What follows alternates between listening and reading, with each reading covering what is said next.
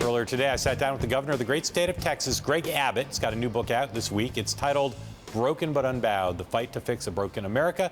It focuses on the governor's personal struggles after an accident that left him paralyzed. I asked him if he would have achieved even more had he not had his accident.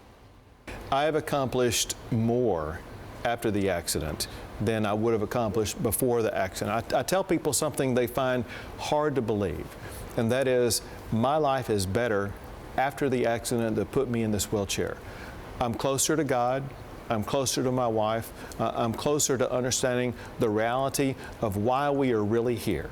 We're all here for a purpose, and that is to, in our own unique way, shape the world in which we live. I comprehend that purpose far deeper now than I did before the accident. You and I spoke earlier today about the 10th Amendment. I want to ask you about the balance you see between Washington and the states. Now, the problems that currently need fixing in America that you write about, which of those should be fixed, at least in part, by Washington, and which should be fixed by the states? Well, they should all be fixed by Washington, but because of the insider status, because of the way Washington works, they are incapable of fixing it, which is why the states need to fix it. But I'll give you the most profound example, which is kind of one question that you ask, and that is, look at the way the president is unilaterally rewriting the laws of this country. The way the system was set up is it is supposed to be the members of Congress who write the laws, yet that's not the way that it works. You won't believe this stat that is in my book, Broken But Unbowed, and that is more than 90% of the laws issued by the federal government are never even voted on by the United States Congress. And so Americans are living under the dictates of unelected, unaccountable bureaucrats. That must change, and Congress has not shown the backbone to change it. That's why the states must lead the way. So people watching this say, there's the governor of Texas. He's written a political book. I'm not really interested in politicians' books. Explain who this is actually targeted to. This is targeted to the grassroots people across America who are fed up with the system. You see that in this presidential election, not just on the Republican side, but on the Democrat side also, because look at Bernie Sanders' campaign. You see people who are fed up with people in Washington who've been there a long time and cannot get the job done. They are part of the problem. The solution is not invented by me.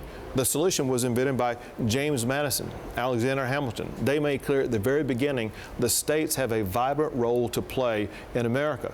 The current Washington, D.C. has destroyed the role of states in America. It is time that we return power in this country to where it belongs, and that is the states. You got a lot of constituents supporting Donald Trump. You got two prominent ones who are sitting out the campaign, both named Bush. Have you talked to them about their decision? I have not. What would you tell them if they asked you if they should reconsider? Well, it would be presumptuous of me to tell a former president if they solicited your view. view. Or should do. But let me tell you what I tell my fellow Texans, if you would, and that is not voting does nothing but empower Hillary Clinton. We face dire threats and dire results to this country if Hillary Clinton is elected. The Supreme Court is at a tipping point, and if Hillary appoints the successor to Scalia and other justices, the Supreme Court will be beyond a point of return. And so sitting out is not an option. If you want to, if you don't want to vote for Trump, you can go vote against Hillary. This election's been unpredictable so far. How do you see it playing out between now and November? The way I see it playing out is that people are going to come to grips with the reality that Hillary Clinton is a worse version of Barack Obama, and they are fed up with that approach, and I think that they will reject Hillary Clinton. And so will Trump win easily? I believe he will. All right, I'm going to break the Greg Abbott talking points by asking you stuff you're not expecting now. Ready? Sure, go for it. Best tacos in Austin or where? They got to be at Maudie's. Maudie's. But breakfast tacos. I'm a 24/7 breakfast taco guy. Yeah, those are pretty good. The correct answer was Torchy's. Thank you for playing that. Uber, good for America, bad for America? Good for America. Yeah, anything wrong with it? Well, I don't know the ins and outs of it. Here's what it does. It provides options for Americans, and I think that's a good thing. What is the greatest movie ever made? I'm going to go with an answer you're not going to expect. and I want to explain the answer before I tell you. Just to be clear, if your answer is Austin Powers, I'm not surprised. It's not Austin. It's not President Austin Bush Powers. Because it's a movie that connects me with my daughter, who I love dearly, and who I used to go to movies with every Friday, but transcends generations. Shrek.